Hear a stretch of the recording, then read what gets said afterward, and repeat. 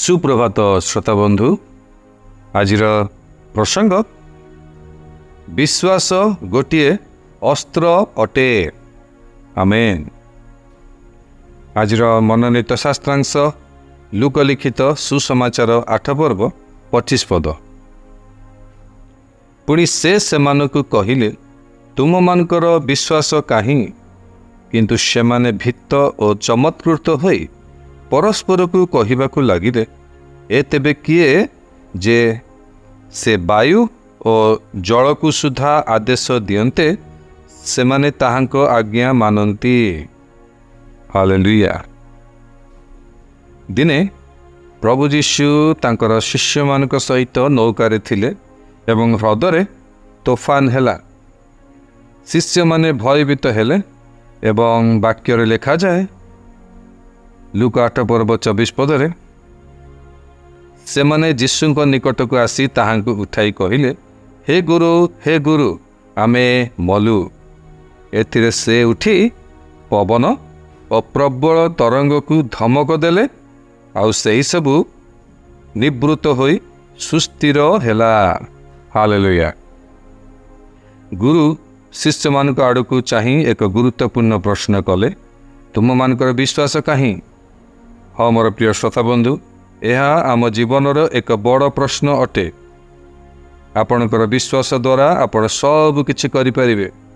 आपण पर्वत को घुंचाई पारिबे बोली वाक्य लेखा जाए। आमेन। विश्वास गोटे बड़ अस्त्र अटे। यह को व्यवहार करंतु। आमेन। जदि आपण विश्वास को व्यवहार करबा शिखिबे ताहले प्रतिदिन एक विजयी जीवन काटि परिबे। आमेन।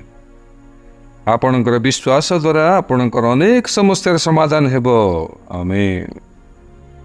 आपणक जीवन खराब परिस्थिति बदली जीवो। आमेन।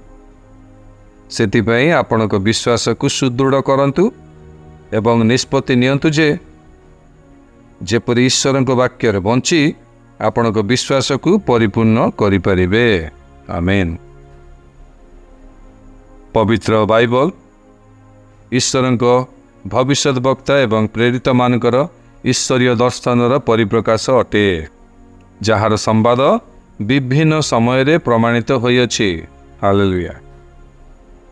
आपणकर स्वास्थ्य समस्या, परिवार, चाकरी, व्यवसाय, अध्ययन और सेवा कार्यर निर्विशेष रे आपण ईश्वरक वाक्य रे निजर भरोसा रखी एवं प्रतिदिन वाक्य रे वृद्धि होई और ताको कार्य रे लगाई एक जययुक्त जीवन काटि परिबे। आमेन। मन रखंतु मोर प्रिय श्रोता बंधु, आमर विश्वास एक विजय अटे जहा जगत को जय लाभ करि पारे। हालेलुया। प्रथम जन 5 पर्व 4 पदरे साधु जौन लेखंती जे केही ईश्वरक ठारू जात से जगत को जय करे और जहा जगत को जय करिअछि ताहा आम मानकर विश्वास। आमेन। हालेलुया। ईश्वर आपन को आज वाक्य द्वारा विशेष भाव आशीर्वाद करंतु। आसंतु स्वीकारोक्तिर समय मध्य को जीवा, स्वीकारोक्ति करिबा। मो पछे पछे आपण एही स्वीकारोक्ति करंतु।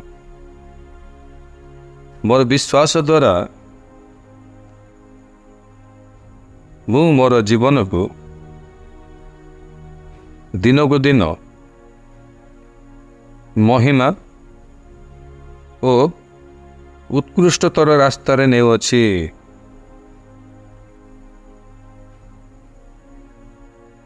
ईश्वर जहाँ मो पाई निर्धारण करिअछंती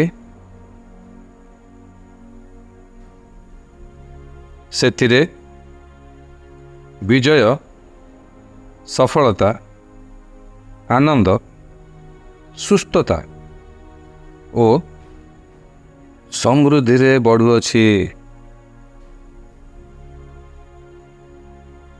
मु जीवन रे दुर्बल और असहाय हेबा पाई अस्वीकार करुअछि। मोर विश्वास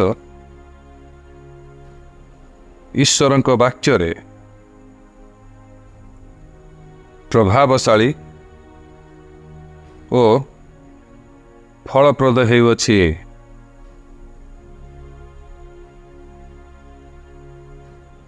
ଯୀଶୁଙ୍କ ନାମରେ ଆମେନ୍। ପ୍ରଭୁଙ୍କର ପ୍ରଶଂସା ହେଉ। ଅତିରିକ୍ତ ଅଧ୍ୟୟନ ନିମନ୍ତେ ଆପଣ ପାଠ କରନ୍ତୁ ମାଥ୍ୟୁ ଲିଖିତ ସୁସମାଚାର 17 ପର୍ବ 20 ପଦ ଏବଂ ଏବ୍ରି ପୁସ୍ତକ 10 ପର୍ବ 38 ଏବଂ 39 ପଦ। ଈଶ୍ୱର ଆପଣଙ୍କୁ ଆଜି ଦିନରେ ବିଶେଷ ଭାବରେ ଆଶୀର୍ବାଦ କରିବା ସହିତ ଆଜିର ବାକ୍ୟ ବିଶ୍ୱାସ ଗୋଟିଏ ଅସ୍ତ୍ର ଅଟେ। ଏହି ବାକ୍ୟ ଅନୁଯାୟୀ ଏହି ନୂତନ ମାସରେ ଜୀବନଯାପନ କରିବା ନିମନ୍ତେ ପ୍ରଭୁ ଆପଣଙ୍କୁ ସାହାଯ୍ୟ ଉପକାର ଏବଂ ଅନୁଗ୍ରହ ପ୍ରଦାନ କରନ୍ତୁ। ଆମେନ୍।